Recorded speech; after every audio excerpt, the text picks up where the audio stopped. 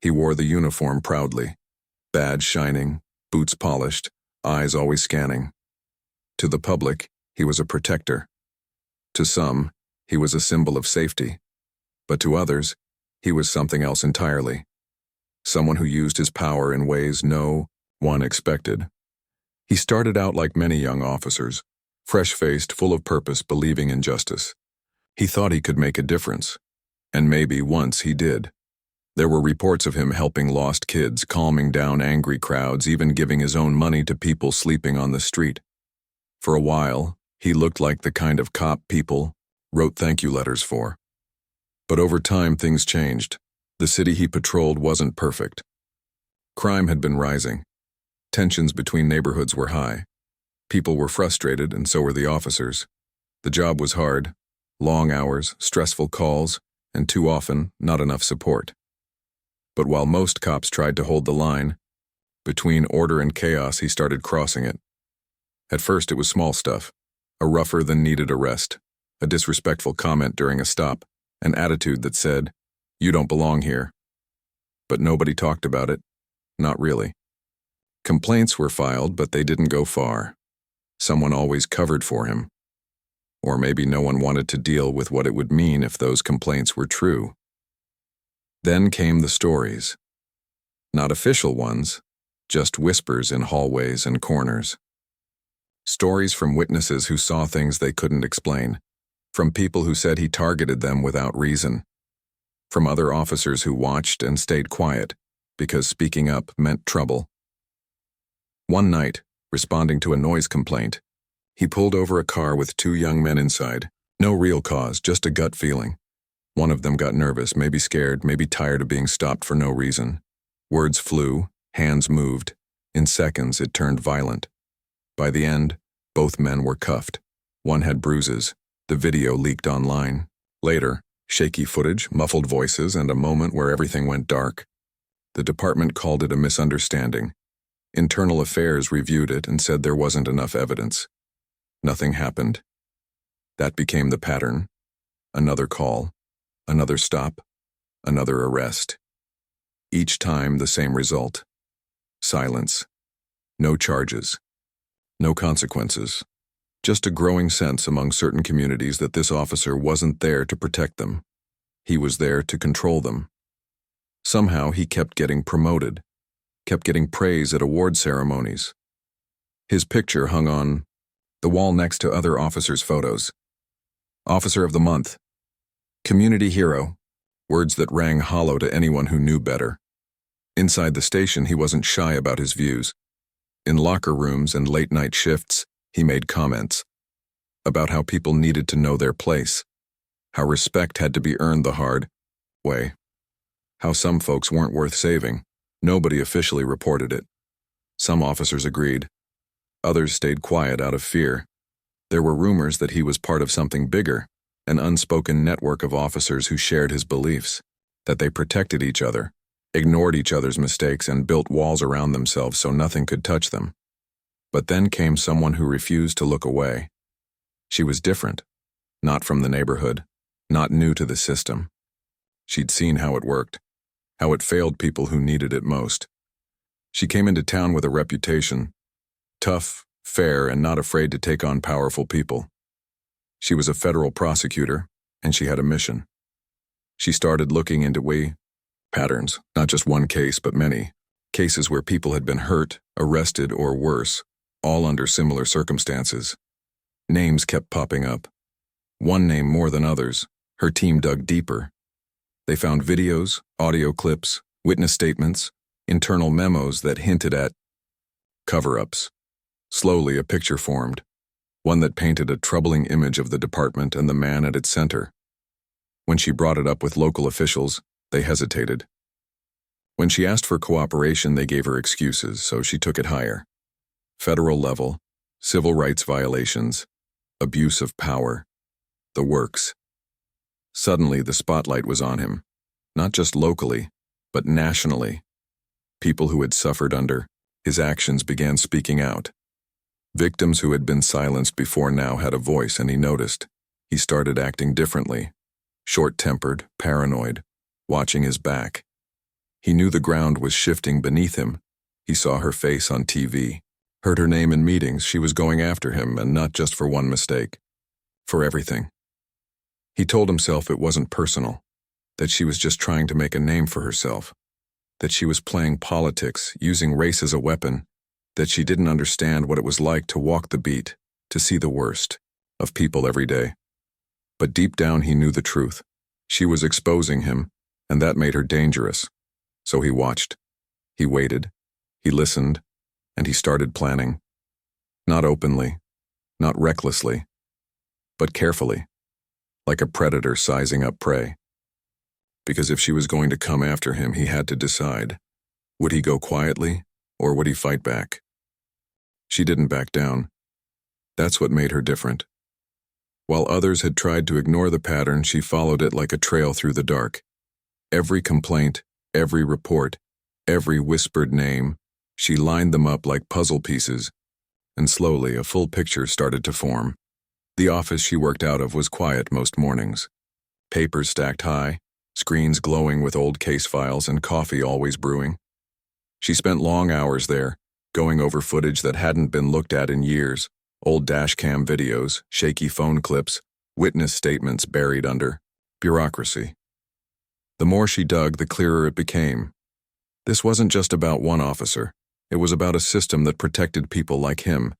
She wasn't new to this kind of fight. She'd seen how power could twist good intentions into something ugly. She'd watched men and women in uniforms use their badges as weapons instead of symbols. And she knew that taking on someone like him wouldn't be easy. But she believed in the law, not the way it was sometimes used, as a shield for the powerful, but as a tool to hold people accountable. She believed that justice meant something only if it applied to everyone, even those who wore the uniform. Her team was small, but strong. People who had seen too much not to care. They worked late into the night, chasing leads, talking to victims, building a case that couldn't be ignored. They knew that if they were going to bring this forward, it had to be solid. No mistakes. No weak points, because the moment they made a move, the other side would come hard, and they did. At first it was subtle. A call from an official saying, "Be careful," an email warning about jumping to conclusions. Then came the pressure from above. Higher-ups reminding her that some cases weren't worth the fight, that some people had friends in places she couldn't reach, but she kept going. One afternoon, while reviewing body cam footage from a routine stop gone wrong, she saw something chilling. The video showed a man being pulled from his car, thrown to the ground, and held down with force far beyond what was needed. The officer's voice was calm, almost bored, as he told the man to stop fighting. It was him again. She watched, as the man struggled, clearly scared, clearly trying to obey.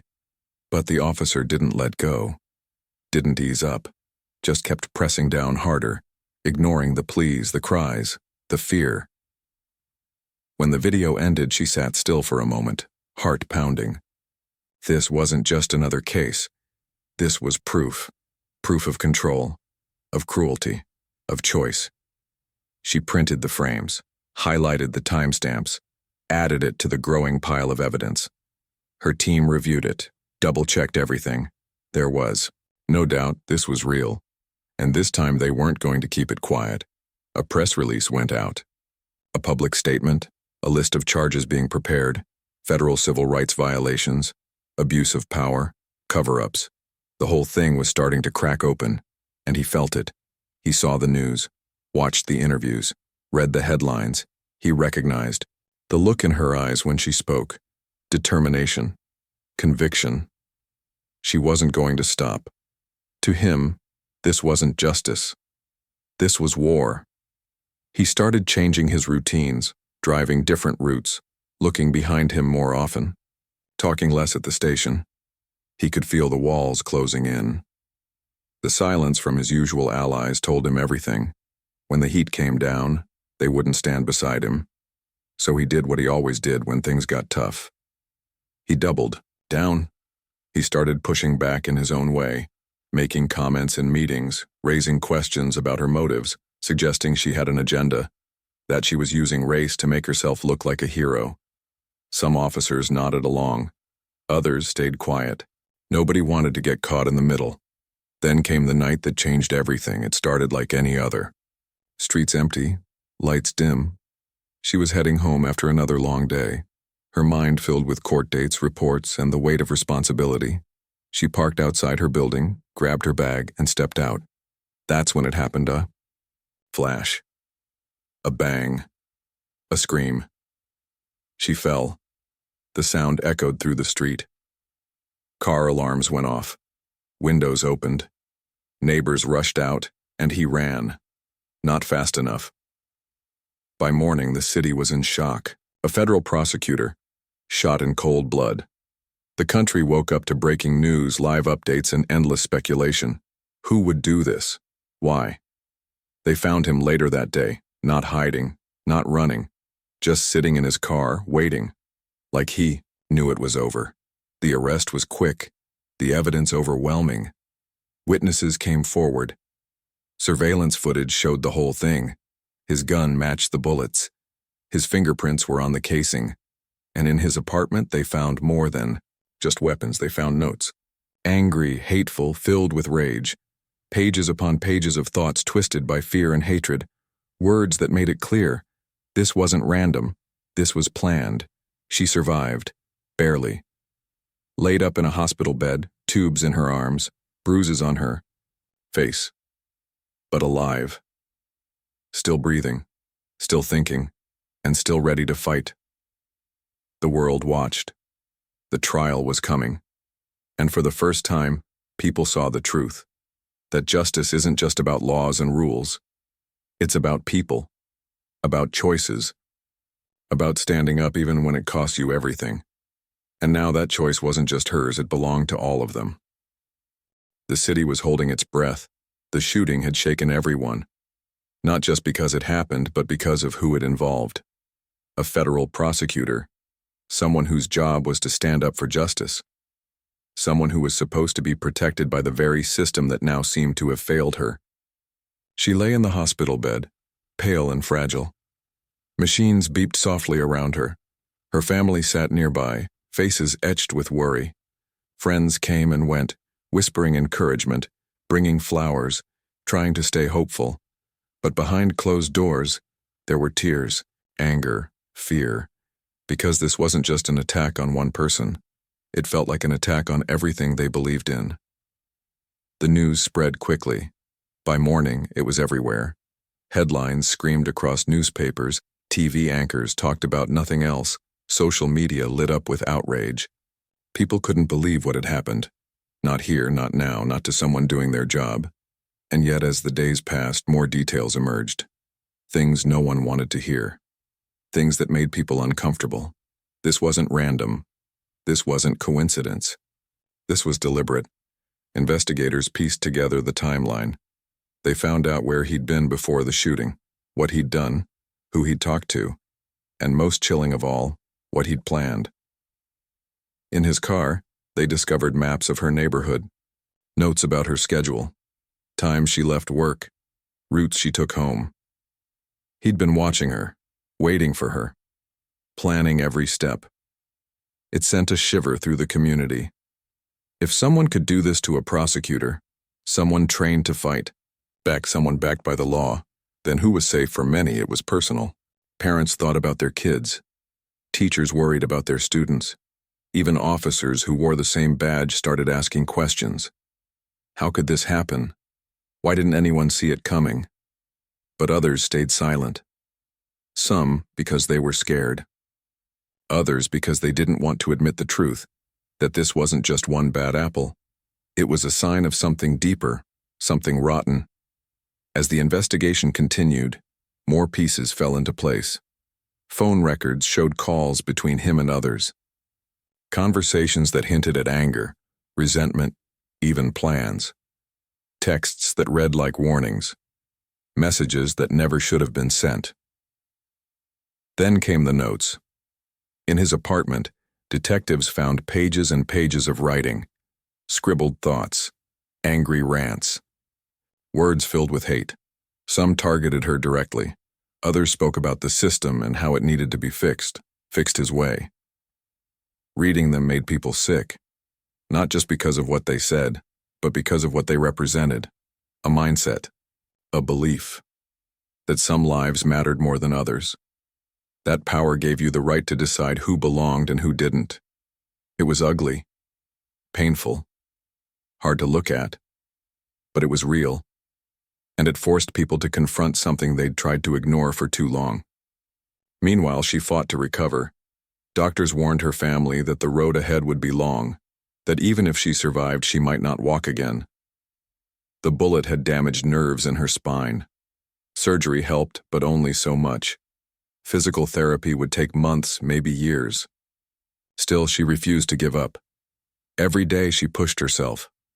Small movements at first, wiggling fingers, shifting toes. Then bigger ones, sitting up, reaching for objects, leaning forward without falling. Her strength amazed everyone. Not just physically, but mentally. She knew the risks, knew the danger she faced. But she also knew why she was doing this, why she couldn't stop. Because stopping meant letting him win. And that wasn't an option. While she healed, the case against him grew stronger. Evidence piled up, witness statements, ballistics reports, surveillance footage. Everything pointed in one direction. There was no doubt about what had happened. No room for excuses. Lawyers worked tirelessly, preparing for trial. They knew it wouldn't be easy. Trials like this rarely were. Emotions ran high. Public opinion swayed back and forth. Some called for calm. Others demanded action. Everyone had an opinion. But one thing was clear. This wasn't just about him anymore. It was about the system. About accountability. About trust. And trust had been broken. People began protesting, marching through streets, holding signs, chanting slogans, demanding change. They weren't just standing up for her. They were standing up for themselves, for their families, for their future. Some protests turned tense. Officers in riot gear faced crowds angry and frustrated. Voices rose, tempers flared. But for the most part, it stayed peaceful. People wanted to be heard, to show solidarity, to remind everyone that silence wasn't an option. Back at the station, things were tense too. Officers divided. Some defended him, saying he was misunderstood. Others distanced themselves, ashamed of what had happened. Leadership scrambled to respond. Apologies were issued, promises made, policies reviewed, but promises weren't enough. People wanted action, real change, accountability, and they weren't going to settle for less. As weeks turned into months, preparations for the trial intensified. Lawyers pored over documents. Witnesses rehearsed testimonies. Jurors were selected carefully, screened for bias. Everyone knew this would be big, historic even. The nation watched, cameras rolled, reporters camped outside courthouses, experts debated on TV. Social media buzzed with updates, opinions, and hashtags, and through it all she remained steady, determined, resolute. She knew the stakes, knew the risks, but she also knew the power of standing up, of refusing to back down, of showing the world that justice wasn't just a word. It was a choice, a responsibility, a promise, and she intended to keep that promise no matter what. The trial began on a cold morning. The courtroom was packed. Reporters scribbling notes, cameras flashing outside, families sitting quietly in rows. It wasn't just a legal battle anymore. It was a moment that everyone felt needed to happen. A chance to see if justice could still mean something. Inside, the air was tense. Lawyers shuffled papers. Witnesses waited nervously in hallways. The judge entered, calm but firm, and reminded everyone why they were there. This wasn't about opinions or feelings. It was about facts, evidence, truth. But truth can be hard to face. The prosecution went first. They laid out their case carefully, piece by piece. Surveillance footage showed him driving through her neighborhood hours before the shooting. Phone records revealed calls made to unknown numbers, maps marked with her route home, notes detailing his plans. Each detail hit like a punch.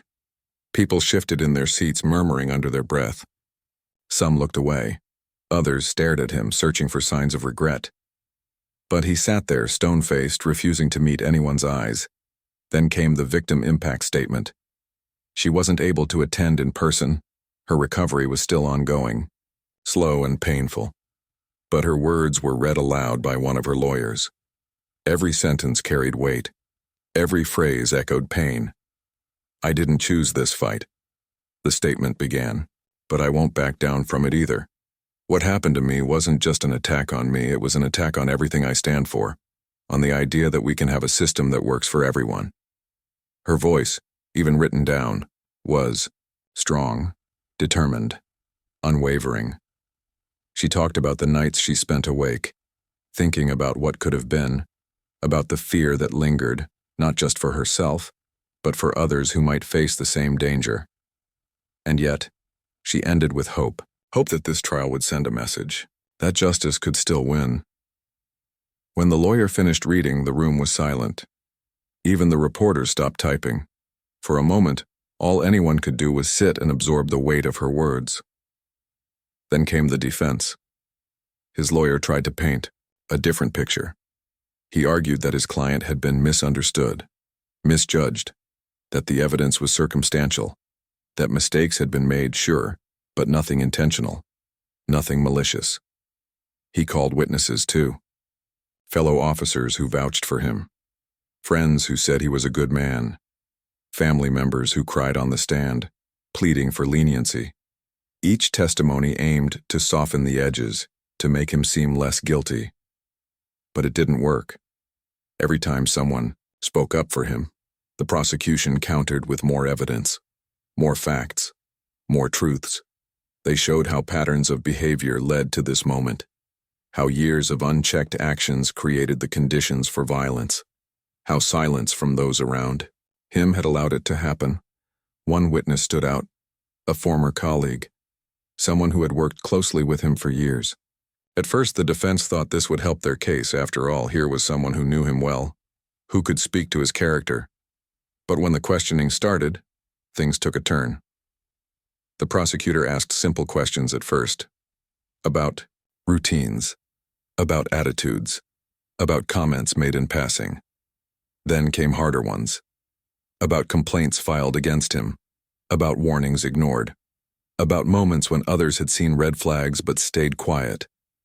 By the end, the witness was shaking. Tears streamed down their face as they admitted the truth. Yes, they'd known. Yes, they'd suspected. No, they hadn't done enough to stop it. It was a turning point, a crack in the wall he'd built around himself. For the first time, people saw him for what he really was. Not a misunderstood officer, not a victim of circumstance, but someone who had chosen hate over humanity, power over fairness. As the days passed, the tension grew thicker, arguments became heated, objections flew back and forth. The judge had to step in multiple times to keep order. Everyone could feel it building toward something big. And then came the closing statements. The prosecution went first again. Their lawyer stood tall, voice steady, eyes scanning the jury. "This isn't just about one night," they said. "This is about choices.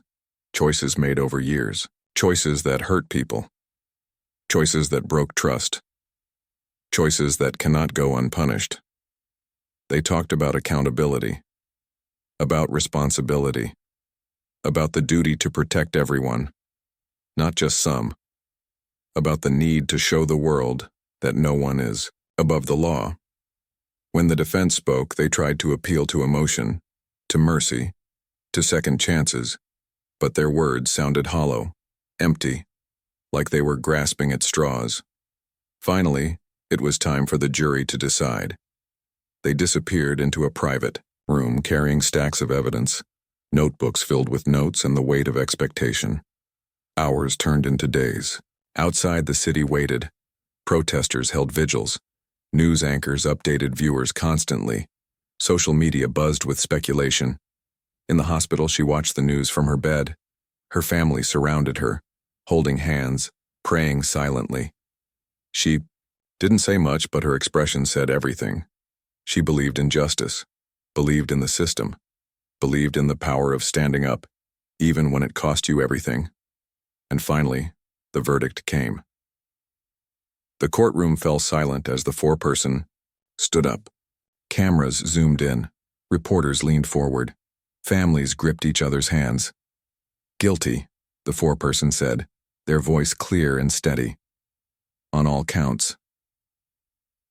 The room erupted. Cheers broke out. Tears flowed freely. People hugged strangers, overwhelmed by relief and joy. Justice had been served. But for her, it wasn't just about the verdict.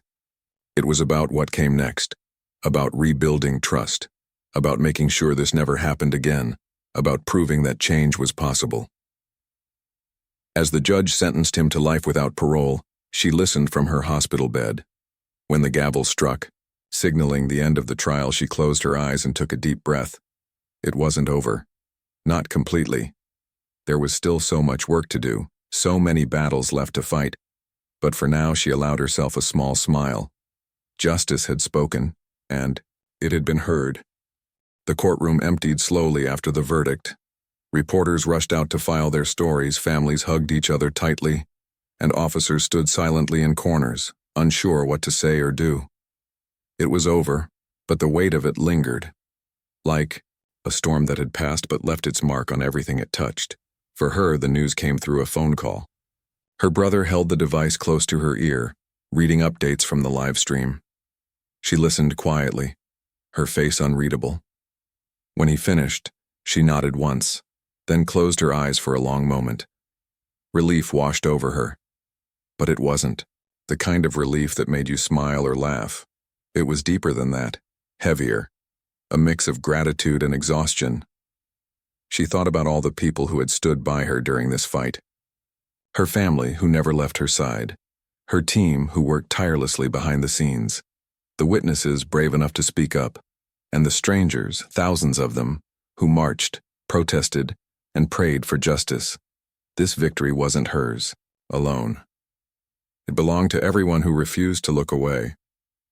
But even as the world celebrated, she knew this wasn't the end. Not really.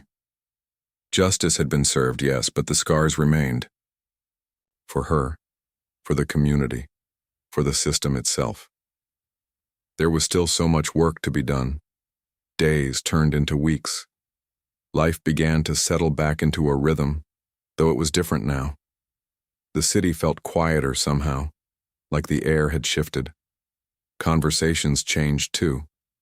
People talked more openly about things they used to avoid: race, power, accountability.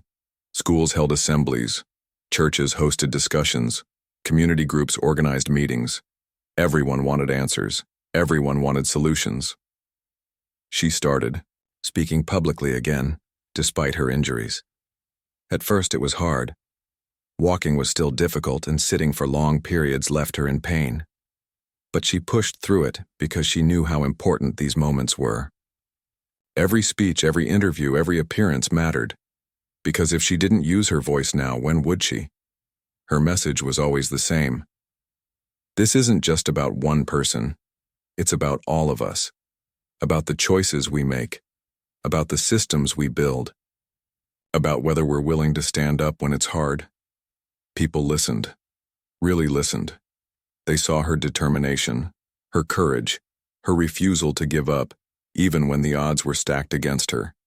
And they started asking themselves questions, hard ones, questions about privilege, about bias, about responsibility. Change doesn't happen overnight, though. Some people resisted. Old habits die hard, especially when they've been around for generations. Officers complained about being painted with a broad brush. Politicians argued about budgets and policies. Critics accused her of playing politics, of dividing communities instead of bringing them together. But she didn't back down. She couldn't, not after everything she'd been through. So she kept going, kept fighting, kept reminding people why this mattered. One day, she received an invitation to speak at a national conference. It was a big deal, an opportunity to reach thousands of people across the country. Her team debated whether she should go. Traveling was still tough for her, and the spotlight could bring unwanted attention. But she insisted. If there was ever a time to share her story, it was now. The event was held in a massive auditorium, filled with activists, lawmakers, educators, and everyday citizens. When she rolled onto the stage in her wheelchair, the crowd erupted into applause. She paused for a moment, taking it all in. Then she began to speak. "I'm not here to tell you what to think," she said, her voice steady and clear. "I'm here to ask you to think, to look around your own lives and ask yourself, what am I doing? Am I part of the problem, or am I part of the solution?" She talked about her journey, the late nights spent reviewing evidence, the fear she felt walking home that night, the anger she still carried over the failures of the system. But she also talked about hope, about resilience, about the belief that people can change if they want to. By the time she finished, the room was silent, not because people were bored, but because they were listening, really listening. You could see it in their faces, the realization that this wasn't just someone else's fight, it was theirs too. Afterward, people lined up to thank her. Some cried, others shook her hand. A few promised to take action in their own communities. She smiled at each one, grateful for their support, but knowing the real test would come later. Would they follow through? Would they keep pushing for change even when it got hard? Back home, life continued to move forward. The trial faded from the headlines, replaced by new stories, new scandals. But the impact lingered. Lawsuits were filed against the department. Training programs were revamped. Oversight committees were formed. Slowly, painfully, progress began to happen. Not everyone agreed on the changes. Some officers felt targeted. Some citizens felt ignored. Debates raged on social media, in town halls, in classrooms. But that was okay. Progress was messy. Messy meant people cared. Through it all, she stayed focused. She returned to work, though her role had shifted. Instead of prosecuting individual cases, she focused on systemic reform, collaborating with lawmakers, advising task forces, writing reports. It wasn't glamorous work, but it was necessary. Her strength inspired others. Young lawyers looked up to her. Activists followed her lead. Even some officers admitted they respected her dedication, though they didn't always agree with her methods. She became a symbol, not just of justice, but of perseverance. Still, there were moments when doubt crept in, nights when she lay awake, wondering if it was worth it, if anything would ever truly change, if she'd given too much of herself to this fight. Those were the hardest times, the loneliest times. But then she'd remember something. A letter from a child who dreamed of becoming a lawyer, a note from a stranger thanking her for giving them hope, a photo of protesters holding signs with her name on them. And she'd remind herself why she kept going. Because sometimes standing up is the only choice you have. And because maybe, just maybe, the world could be better tomorrow than it was today. Years passed, but the memory of that trial never faded. It became one of those moments people referenced when talking about change, how things used to be, and how they started to shift. The city wasn't perfect now, far from it. But there was a sense that something had shifted, like the ground beneath their feet was steadier than before. For her, life settled into a new rhythm. She still worked tirelessly, though not in the same way she once did. Her injuries meant she couldn't run after suspects or spend hours standing in courtrooms anymore. But she found other ways to make an impact. Writing articles, speaking at conferences, mentoring young lawyers who wanted to follow in her footsteps. Her voice carried weight now, not just because of what she'd been through, but because of what she represented. She often thought about the ripple effect of that case, how one verdict could spark so many conversations. Conversations that led to action. Action that led to change. Schools began teaching kids about fairness and equality. Police departments implemented stricter accountability measures. Communities held regular meetings to discuss issues openly instead of letting resentment fester. It wasn't easy, of course. Change never is. There were setbacks. Protests turned violent sometimes. Lawsuits dragged on for years. Some officers resisted reforms, claiming they made their jobs harder. Critics accused her of being too idealistic, too naive. But she didn't let it stop her. She knew progress wasn't linear. You took 2 steps forward, 1 step back, and kept moving. One day, she received an invitation to attend a ceremony honoring individuals who had made significant contributions to justice reform. It was organized by a national organization, one she'd worked with before, and held in a grand hall filled with dignitaries, activists, and everyday citizens. As she wheeled herself onto the stage to accept the award, the crowd erupted into applause. It wasn't just polite clapping, it was heartfelt, genuine appreciation. When the room quieted down, she leaned closer to the microphone and began to speak. "This isn't my victory," she said, her voice steady despite the emotion swelling inside her. "It belongs to everyone who refused to stay silent, to everyone who stood up when it would have been easier to sit down, to everyone who believed we could do better." Her words resonated deeply. People nodded along, some wiping away tears. She talked about resilience, the kind that comes from knowing you might not see the full results of your efforts in your lifetime. About hope, the kind that keeps you going even when the odds feel impossible. And about responsibility, the kind that reminds you every choice matters no matter how small. By the time she finished, the room felt different, lighter somehow, more united. People lingered afterward, exchanging stories, making plans, promising to stay connected. For her, it was a reminder of why she kept fighting.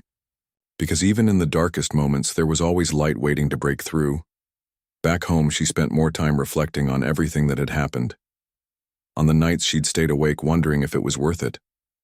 On the days she'd felt like giving up. On the people who had stood beside her when she needed them most. She realized something important. She hadn't done this alone. No one ever does. Her family noticed a change in her too. They saw less anger, more peace. Less frustration, more patience. She smiled more often now, even though the scars, both visible and invisible, were still there. She joked once that maybe she was finally learning to forgive herself for not being able to fix everything overnight, but forgiveness didn't mean forgetting. Every year, on the anniversary of the shooting, she visited the spot where it happened. She'd sit there quietly, remembering the fear, the pain, the anger, but also the strength that came after, the strength that carried her through. Sometimes strangers joined her, people who had read about her story or heard her speak. They didn't say much, just sat with her and shared silence. One year, a young girl approached her. She couldn't have been older than 10, clutching a notebook and pencil like treasures. "Are you the lady who got shot?" she asked, wide-eyed. She smiled gently. "Yes, I am." The girl hesitated, then blurted out, "I want to be like you when I grow up." Her heart swelled. "Why's that?" "Because you didn't give up," the girl said simply. "Even when it hurt." She fought back tears as she hugged the child tightly. In that moment, she understood the true power of perseverance. It wasn't just about winning battles. It was about inspiring others to keep fighting their own. As the years went on, she watched the world continue to change. New leaders emerged. Old systems crumbled under scrutiny. Technology helped shine a light on injustices that had long been hidden. Progress was slow, uneven, messy, but it was happening, and she remained a constant presence in it all. Not as a symbol of perfection, but as proof that ordinary people can achieve extraordinary things. That courage isn't the absence of fear. It's acting despite it. That justice isn't something you wait for, it's something you create. Eventually, she retired.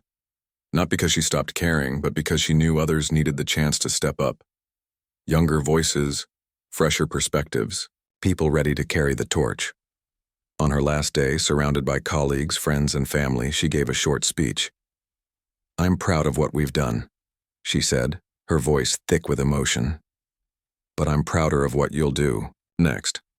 Don't ever forget, justice isn't a destination. It's a journey. Keep walking it."